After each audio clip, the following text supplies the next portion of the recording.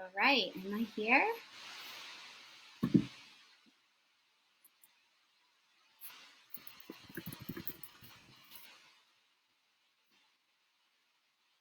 Sorry about that. We had some technical difficulties with Facebook Live. They're changing their format for using Facebook Live, so I apologize about the delay with getting started. I'm just going to give it a minute, let people jump on in, and we will get started.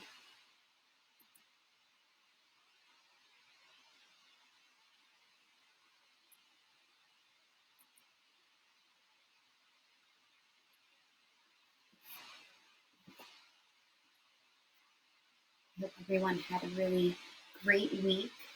I know I enjoyed some of the sunshine earlier with those windstorms. Midweek were pretty wild over here.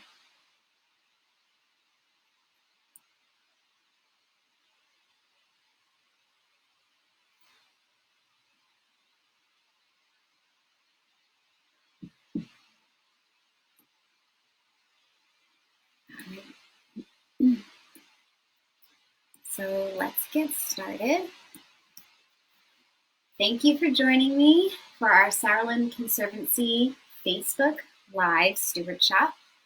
I'm Carolyn Klauba. I'm the Sauerland Conservancy Stewardship Program Coordinator.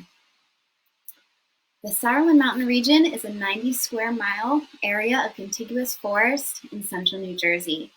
For those of you who are not familiar with the Sauerland Conservancy, we are a very small, nonprofit organization whose mission is to protect, promote, and preserve the unique character of the Sauerland Mountain region. We accomplish our mission through stewardship, education, and advocacy. Please visit our website at www.sauerland.org to learn more about all the exciting things going on in the Sauerlands. I'd like to thank our members who make our work possible, and I'd like to encourage everyone who's listening to please donate or become a member to help support our work. We need you to save the Sauerlands. One of the educational tools we provide to our members is a Stewardshop. A Stewardshop is an informal gathering on the Sauerland Conservancy's members' property to answer questions about what they can do to support their local ecosystem and be a better land steward. So what is stewardship? Basically, it's caring for natural resources like the land, water, plants, and animals. It can be creating and maintaining a habitat, removing invasive species, planting native plants, stream monitoring, and so much more. Why does it matter what I do in my own backyard? Approximately 1/3 of the land in the Sauerland Mountain region is privately owned. So backyard stewardship is essential to support the local ecosystem.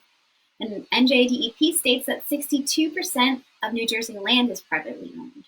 So the choices that we make in our backyard make a difference in the local ecosystem. I want to give out a shout out to my two coworkers that are working with me today, Karina Rand and Maya Robles. They are working with me virtually right now in the comment section of the Facebook Live feed. So, hi ladies. They will work to help answer questions and drop in key definitions. Our Sauerland Conservancy staff also includes Laura Cleveland, the executive director, but it's Maggie's birthday today, so happy birthday, Maggie. Enjoy your day. And so our staff is small in numbers, but we're mighty in our efforts to save the Sauerlands. So thank you for all that you do. This week, I'm going to be relying heavily on definitions from the past 2 weeks. So I will drop them in the bottom of the show notes page of this Facebook Live event. And Karina will also help, and Maya will help drop them in to the comment section for some of the harder terms. All right. So this week's Stewardship host is a new member of the Sauerland Conservancy, Stephanie. She joined after watching one of our Facebook Live events. Thank you, Stephanie. Members like you make it possible for us to save the Sauerlands. The Sauerland Mountain region is an ecologically important area for many plant and animal species. And by being a member of the Sauerland Conservancy, you help us to keep this area protected and preserved for generations to come. So thank you. All right, on to the Stewardshop. So Stephanie said that she's interested in creating a privacy hedge consisting of native plants on the side of her home to block the view from the street. This area is also tricky because it's kind of soggy and be really difficult to mow. So she wants to create an area on her lawn that would create some privacy, support the local ecosystem, and reduce mowing. With these 3 goals, you can obtain through good land stewardship practices. So let's get into it. So I'm going to work through her goals in reverse order. So goal number 3 is reducing your lawn is a good goal that I think a lot of us probably don't think that much about. I think it's pretty typical in the United States to have a big lawn. But in the United States, we spend $60 billion in lawn care. It's just an astronomical number. We use about 600 million gallons of gasoline to mow our lawns. So per household, that's about 18 gallons of fuel to mow, trim, and water our yards. A 4-horsepower lawnmower pollutes as much in 1 hour as driving a car for 350 miles. I mean, that's huge. That's huge. Lawnmowers also account for 5% of air pollution. And Americans spill approximately 17 million gallons of gasoline just refilling their lawnmowers.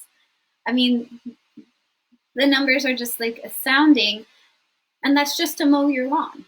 We also spend over $5 billion on fossil fuel-derived lawn fertilizers, and we use 67 million pounds of pesticides on our lawn each year.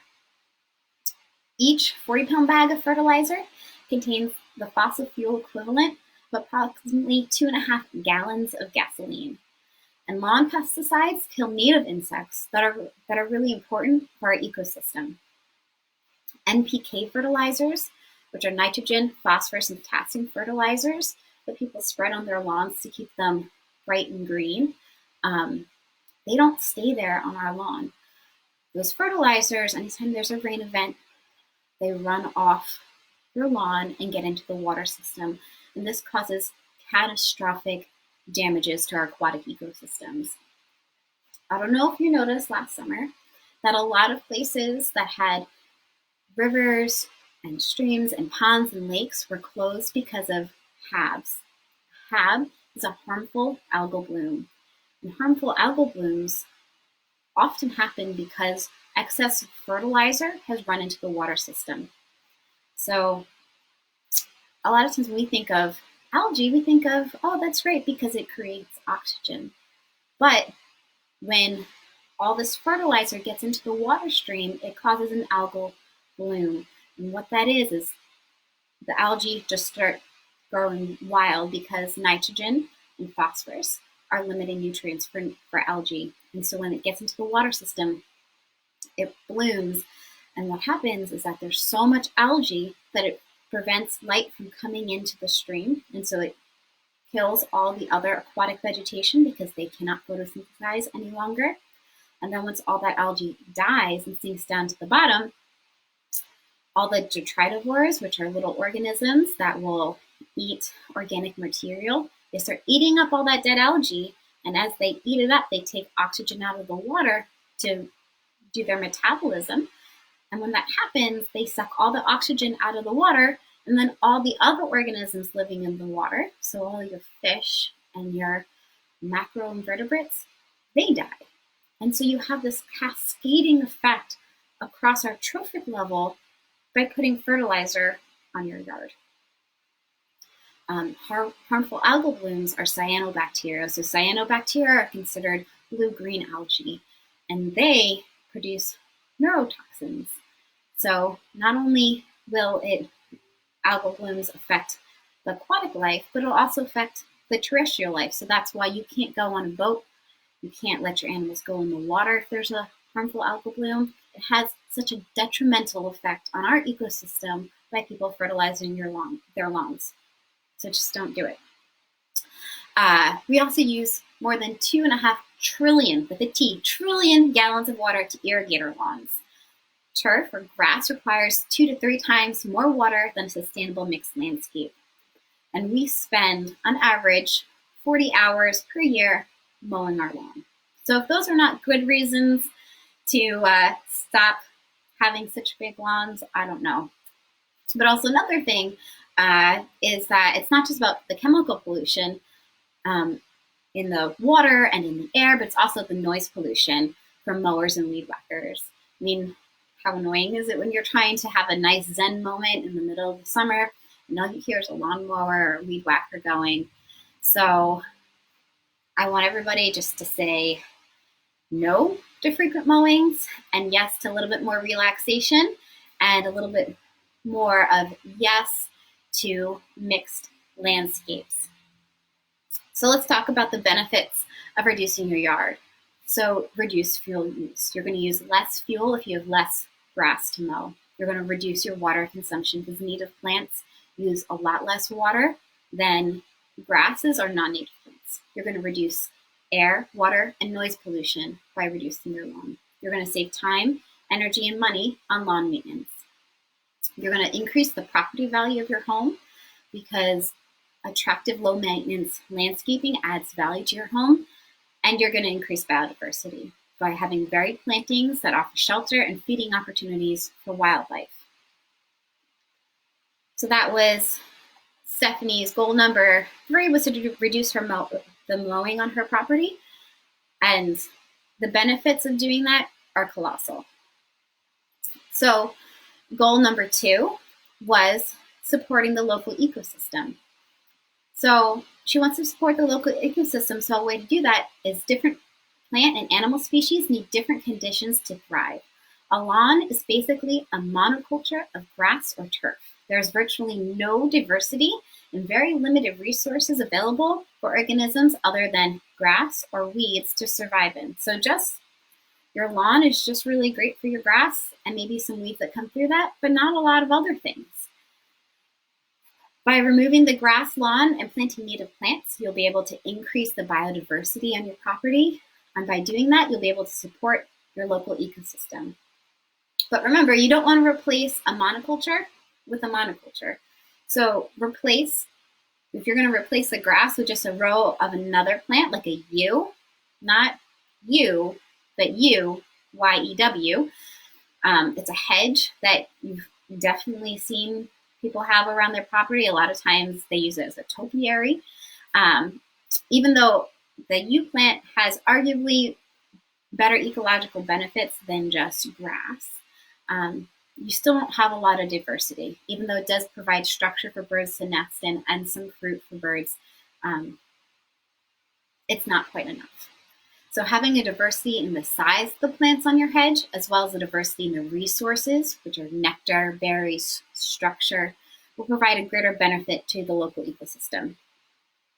And Stephanie's goal number 1 is creating some privacy. So this goal can be achieved by selecting a variety of native plants, some that are evergreen and some that are deciduous. It's really important to have a variety of species, not only to support the local ecosystem, but because you don't want to have a monoculture. Because if you have a monoculture and only one species of plant in your hedge, if a disease or a pest attacks the plant, you will lose the entire planting. So you want to pick plants that vary in size and in species, and you'll have a lot more success in creating and sustaining a privacy screen for your home. Okay. So now that we've gone through her goals, let's go through the practical side of actually implementing this privacy screen that's going to be ecologically beneficial and reduce her lawn mowing. So the first step is to check your local ordinances. Different municipalities have different ordinances about setbacks for plantings. So for Stephanie, she's on the corner of an intersection. So she checked her municipality's ordinance and found out that she has a site triangle ordinance that she has to adhere to. So basically what that means is that at a T intersection, this part right here has to be clear. So she can't bring her hedge all the way up to the road because it blocks the view for oncoming traffic, which makes a lot of sense. But every town, every municipality is different. So check what your local ordinances are to make sure that you understand before you go any farther. So the next is pick the location of where you want to make what would make the most sense to reduce your lawn. Does it make sense to have an area that has a lot of traffic or a little traffic? Because if you have a big bare spot from lots of foot traffic, maybe you want to put a pervious walkway, so a gravel walkway through that area. That way the water will drain down. You'll reduce your lawn and can put some plantings around that. Also, are there bare spots because there's too much shade? Is the area really wet so you can't use the area the way you want to? Or, like Stephanie, do you want a privacy screen? And think about what you want that area to become. So do you want that area to support birds and pollinators? Do you want the privacy screen for a house, or maybe a side tea or a cocktail garden? Or do you just want less yard work by less mowing? So step 4 is lay out the area you want to plant. So figure out exactly how large or how small this area is going to be, and figure out your budget. You don't need to create this whole planting all at one time. You can follow a method, which I call is the slow creep, is that you do it piece by piece by piece. So in my yard, when we moved in here 6 years ago, the previous landowner had a couple of small little rose garden beds. And over the years, I expanded it by a foot. And so now these rose garden beds, which were about 5 feet wide and 10 feet long, are now 10 feet by 10 feet. And I just slowly expanded and added more plants in. And this is the way to do it that is less upfront money, and it's also less maintenance because you're not trying to take care of a whole area all at once.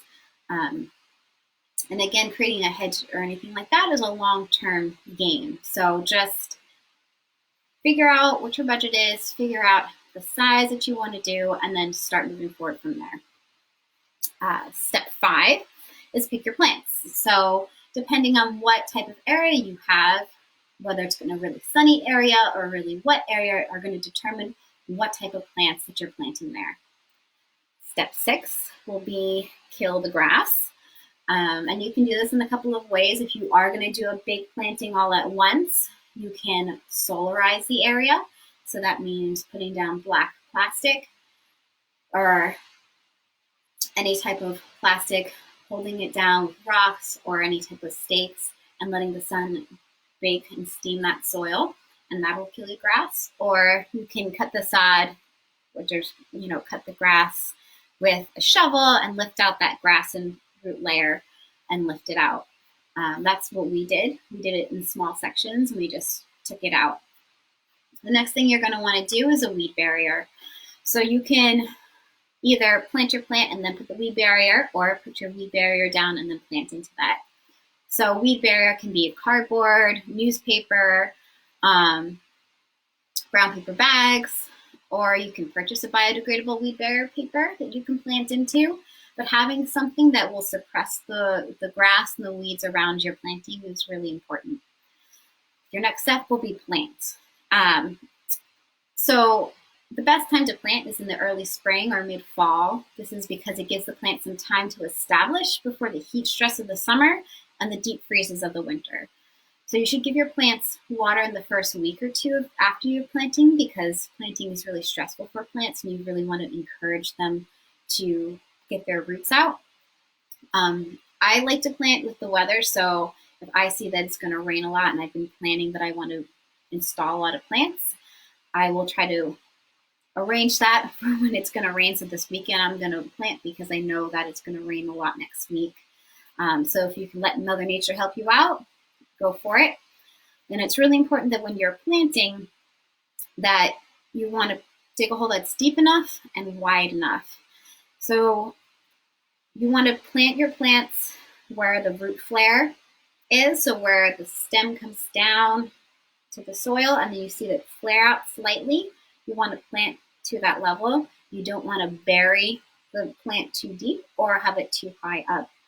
And make sure that after you take it out of its container, you loosen up that root ball by getting your fingers in the soil and and loosening everything up. And then when you plant it in the ground, try to make sure that your hole is wide enough so you encourage the roots to go out.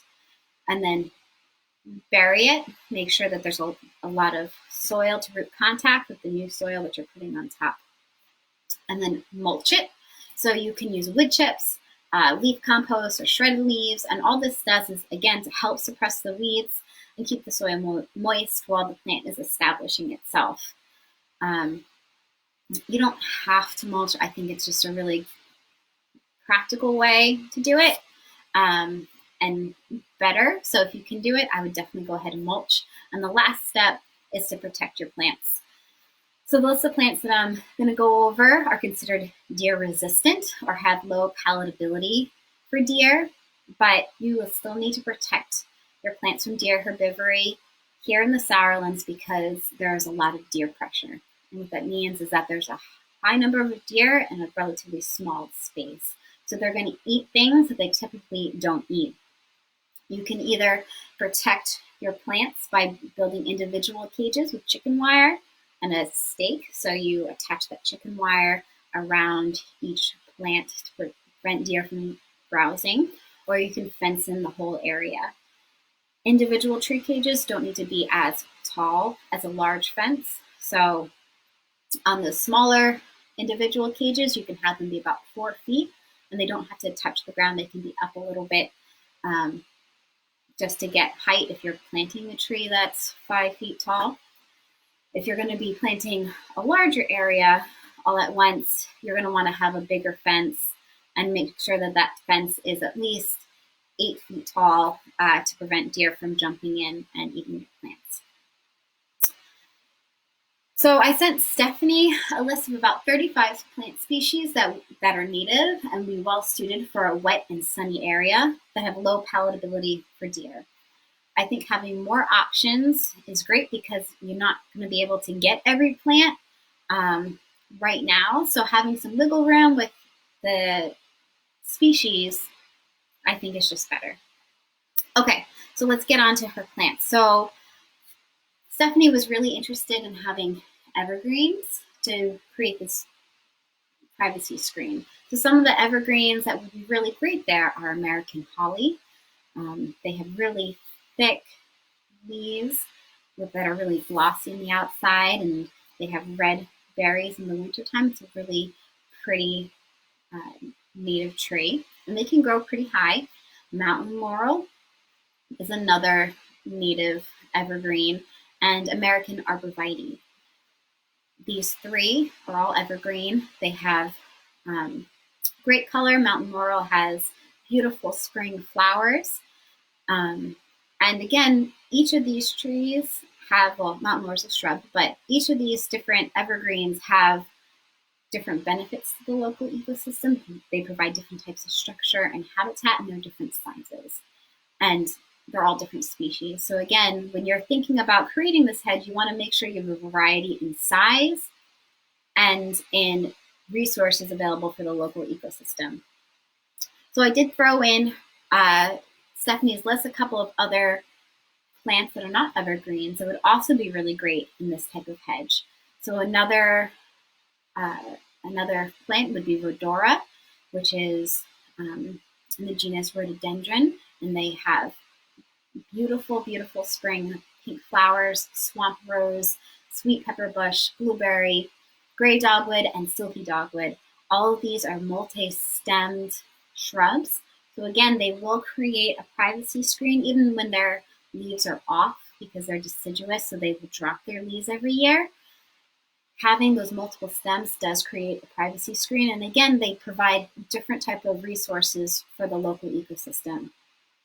And I threw in a couple of perennial flower species, including New York ironweed, golden ragwort, dense blazing star, and swamp milkweed. These are all plants that, again, support our local pollinators. They're beautiful in the spring and the summertime. They provide different types of resources than the evergreens and the deciduous shrubs. So having a diversity in size and structure are really, really important for creating a great habitat and supporting your local ecosystem.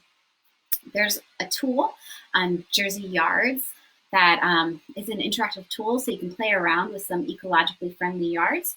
So if you want to check that out, I'm going to drop that in the show notes page as well. And you can create a rain garden or a veggie garden or a pollinator garden. There's lots of different things that you can do with that tool.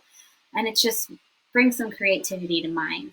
And when you're going out and you're thinking about plants you want to plant, the Sourland Conservancy has a Plant This, Not That flyer that one of our high school interns created, which is really fun to use. So you can check that out. That will also be in the show notes page. Okay, so I have 3 questions for this week. The first question is from Chris, and he asks, how can I deal with unwanted weeds in the walkways without using an herbicide? So Chris said that he has a gravel walkway and all these weeds keep coming up through it. So there's 4 ways that I can think of to deal with it. One is you get down and use some elbow grease and you pull those weeds out by hand. If you are physically unable to do that, whether it's a mobility issue or anything else, you can solarize by putting down black plastic and steaming the weeds away. So you can use that. You can use just kitchen vinegar, and this is only going to work on really tender young weeds, and it's not going to kill the whole plant. It's just going to kill those leaves, but it's an indiscriminate killer, so it's going to kill everything that you get vinegar on. So it might not be the best choice, but if you can't pull the weeds out physically and you can't solarize because of mobility issues, you could use just a little spritzer in your regular white vinegar that you use in your home. You could spray the weeds with that. And the last method is from our executive director. What she uses at home is an acetylene torch, and she torches some weeds. So I think that's a fun way, but be careful using a flamethrower. Our next question is from Leah.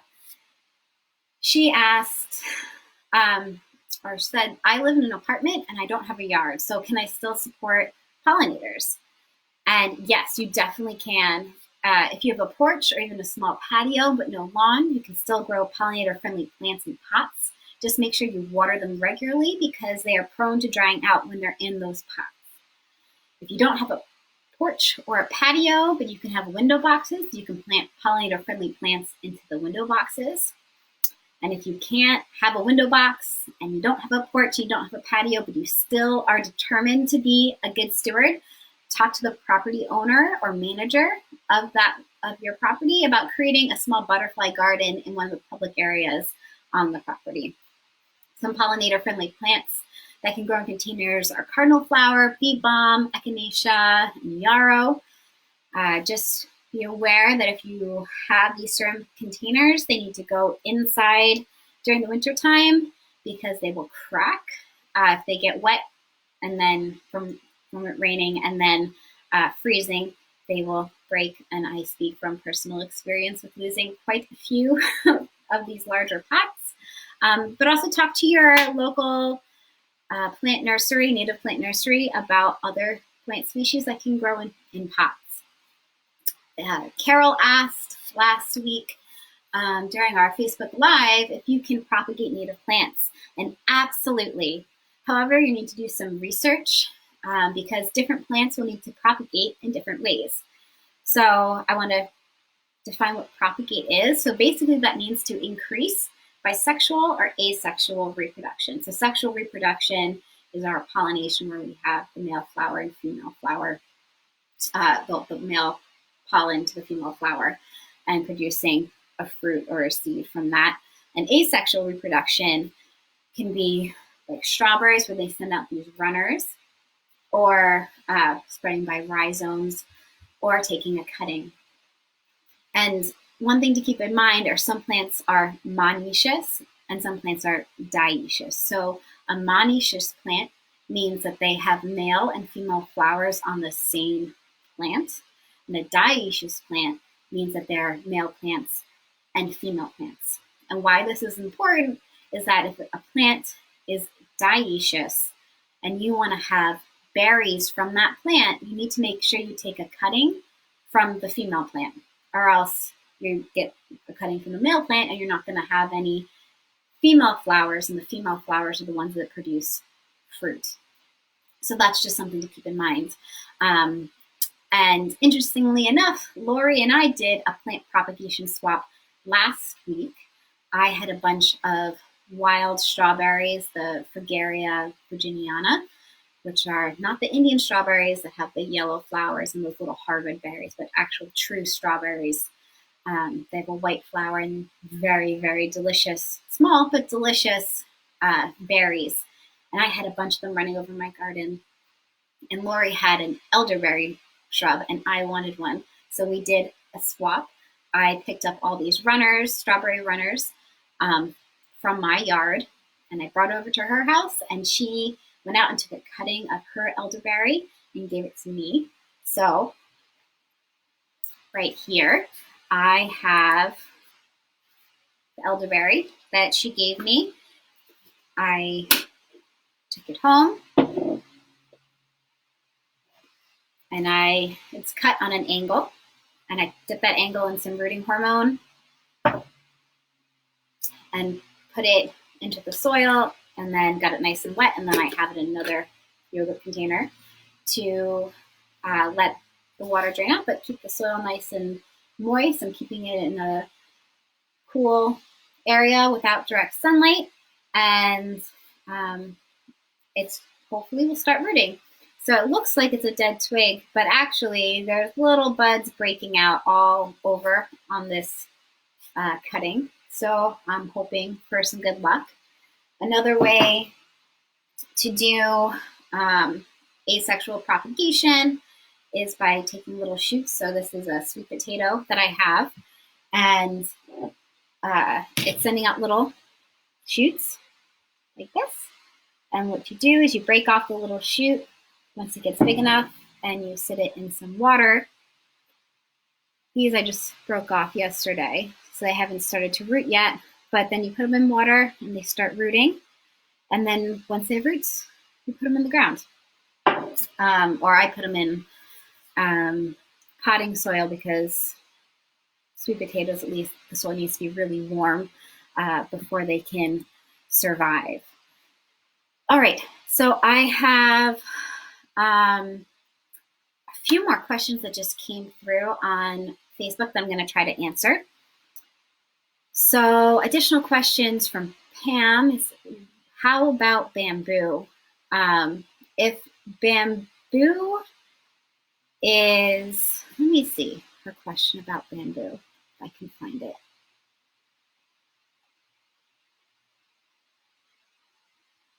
So I'm not quite sure what the bamboo question is, if it's getting rid of bamboo or planting bamboo. If it is planting bamboo, don't do it. It goes everywhere. It's incredibly invasive. Removing bamboo is incredibly difficult if you have a bamboo problem.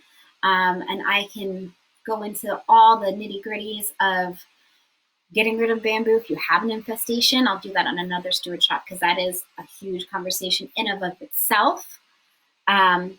Caroline would want to know, would winterberry be a good privacy hedge? I love winterberry holly. I think it's such a great plant, especially those bright, beautiful red berries in the wintertime. And it is a multi-stemmed plant, so you will get some privacy from that. It does not grow huge, but I think it's a great plant to put in a privacy hedge, because it will provide some privacy and will provide a lot of benefit to our local birds, especially in the wintertime. Marcia asked about pokeweed. So pokeweed is a native plant. You need to be careful with pokeweed because it is toxic. Some people do have a reaction to pokeweed on their hands when they pull it out. So I usually wear gloves when I have pokeweed, and I just pull it out whenever I see it start to grow. It does come back on a large scale of removing it. It would be difficult other than pulling, but that would be my suggestion is as soon as you see that plant starting to come up, remove it. Pokeweed is not toxic throughout its entire life cycle, but especially once those berries are there, it is toxic. So as soon as you see it come up, cut it down, pull it out, just get rid of it. Pam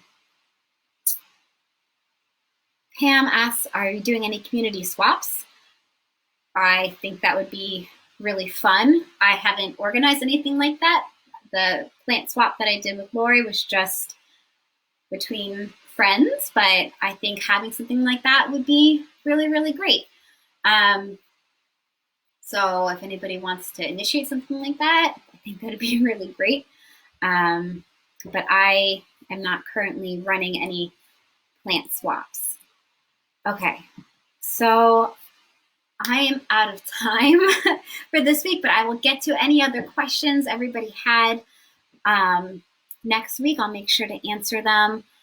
And I want to thank you all for joining me today. And I want to encourage anyone listening to help us save the sourlands by donating to the Sourland Conservancy or becoming a member. You can do this at our website at www.sourland.org. You can check out our blog at www.sourlandniche.blog.